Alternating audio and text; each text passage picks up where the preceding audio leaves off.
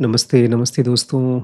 एक सवाल अपने आप से पूछिए आप, कभी आपने ऐसा सोचा है इसके बारे में कि हम भगवान के कितने पास हैं या कितने दूर? ये सवाल मुझे आज से करीब 2003 में मतलब 22 साल पहले आया था बहुत सीरियसली, क्योंकि मेरे घर में एक डेथ हुई थी करीब 22 साल पहले। वो बहुत दुःख का टाइम था पूरी फैमिली के लिए। वो मेरे भाई की वाइफ़ की थी, छोटे भाई की वाइफ़ की। लेकिन वो एक तरीके से बहुत स्पेशल टाइम था दोस्तों, क्योंकि मुझे उस टाइम पहली बार एहसास हुआ कि भगवान के कितने पास हूँ मैं। देखिए, भगवान की प्रेज़ेंस हम लोगों की लाइफ में ठीक ऐसे है जैसे हवा, आसमान या सूरज। लेकिन दिक्कत ये है कि हम सूरज से अपना मुँह छुपा के रखते हैं, धूप से बच के रखते हैं। हम धूप में तभी जाते हैं जब बहुत ठंड लगती है, जब हम बहुत बीमार होते हैं। ऐसे ही हम भगवान की तरफ केवल तभी अपना मुँह करते हैं जब हम बहुत दुखी होते हैं, बहुत परेशान होते हैं। इसका मतलब भगवान हमारी लाइफ में हमारे पास कब होते हैं? जब हम किसी बहुत बड़े दुःख को एक्सपीरियंस कर रहे हैं। एक और समय है दोस्तों, ये बहुत स्पेशल टाइम होता है जब आप नींद में अपने आप को मरा हुआ देखें। पहले मुझे इसका एहसास नहीं था कि ये कितनी इम्पोर्टेंट चीज़ है। एक बहुत मिस्टिकल चीज़ है, क्योंकि हम सच पूछिए तो ये शरीर है नहीं। हम इस शरीर में एक ऐसी एंटिटी है जो अदृश्य है, जो फॉर्मलेस है, इसका कोई रूप नहीं है।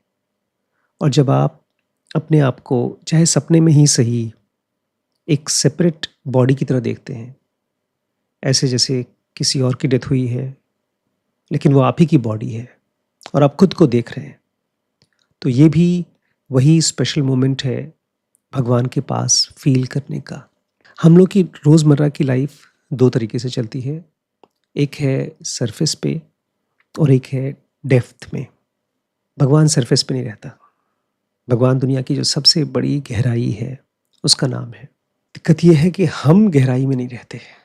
हमारी लाइफ चलती है रोज़मर्रा की छोटी-छोटी प्रॉब्लम्स में। मेरी सैलरी कब बढ़ेगी? मेरे पड़ोसी की कार कौन-सी है? मेरे बच्चे का एग्ज़ाम कैसा जाएगा? अब मैं थोड़ा सीरियस बात पर आ रहा हूँ। ये सब छोटी चीज़ें लगती हैं, लेकिन धीरे-धीरे कुछ चीज़ें आपको बड़ी लगती हैं। जैसे ब्रेकअप है, शादी का टूटना, कोई इंसान है जो आपको बहुत परेशान कर रहा है, कोई बहुत टॉक्सिक रिलेशनशिप चल रहा है। एक तरह से हमारा माइंड एक मशीन है सरफेस पे रहने का। इसके भी तरीके हैं। जिस बॉडी को आप जीते हैं ना, मतलब जिस शरीर में आप रहते हैं, वो एक एंटिसिपेशन मशीन है। उसको कुछ सेकंड बाद क्या होगा, कुछ घंटे बाद क्या होगा, इसको एंटिसिपेट करना होता है, पहले से अंदाज़ा लगाना पड़ता है। लेकिन इसी के साथ-साथ वो एक्सपेक्टेशन भी करना शुरू कर देता है। अब नल खोलेंगे तो उसमें पानी आना चाहिए, नहीं आएगा इसका मतलब कुछ गड़बड़ी है, उसको जाके ठीक कराएँगे। ऐसे ही जब आप अपने बेडरूम में जाते हैं, अपने बॉयफ्रेंड से, अपने गर्लफ्रेंड से, अपनी वाइफ़ से बात करते हैं, तो उसको आपसे रिस्पेक्टफुली और प्यार से बात करना चाहिए। लेकिन अगर वो लड़ाई करती है या उसकी डेथ हो जाती है या बहुत बीमार हो जाती है, तो ये हमारे ब्रेन के लिए बहुत मुश्किल है ग्रैस्प कर पाना, क्योंकि उसका काम ही था चीज़ों को एंटिसिपेट करना, एक्सपेक्ट करना। लेकिन दुनिया केवल वो नहीं है जो आपको आँखों से दिखाई देता है। वो तो सरफेस है, वो स्किन है। डेप्थ में तो कुछ और चीज़ चल रही है। बहुत गहरे में, हर चीज़ के सबसे गहराई में है ईश्वर। और ईश्वर का जो सबसे प्योर फॉर्म है, वही ईश्वर है, वही भगवान है। और वो है बॉडीलेस स्टेट। और उसके बारे में हम तभी सोचते हैं जब हम बहुत दुखी होते हैं, बहुत ज़्यादा दुखी होते हैं। कोई ग्रेव बीमारी हो जाती है, तब हमारे आस-पास में जिसको हम बहुत प्यार करते हैं, उसकी डेथ हो जाती है तब, या कोई ऐसा दुःख जिसको हम झेल नहीं पा रहे हैं, पूरी लाइफ रुक जाती है।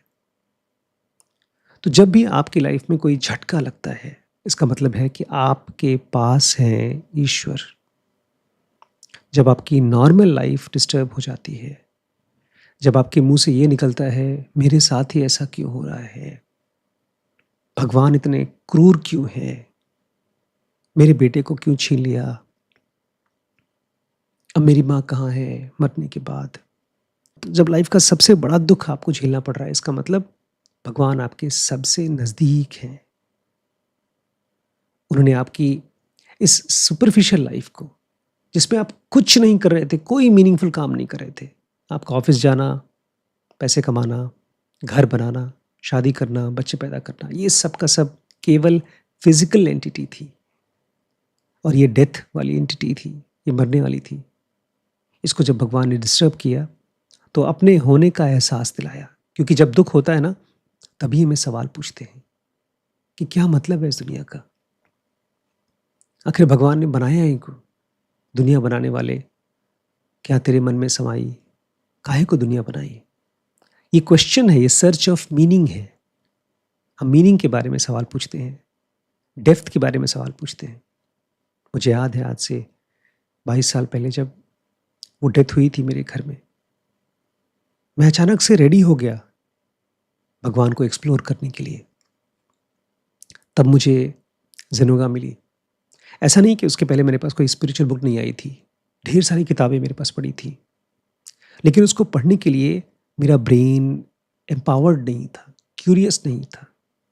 उसके अंदर में वो चोट नहीं लगी थी जिस क्रैक में से वो ज्ञान अंदर जा पाता। हमारी सुपरफिशियल लाइफ ना एक अहंकार का लेयर बनाती है, थिक चमड़ी, और उसमें कोई ज्ञान की खुशबू अंदर घुस नहीं पाती। भगवान जब हमसे बात करता है ना, तो साइलेंस में बात करता है।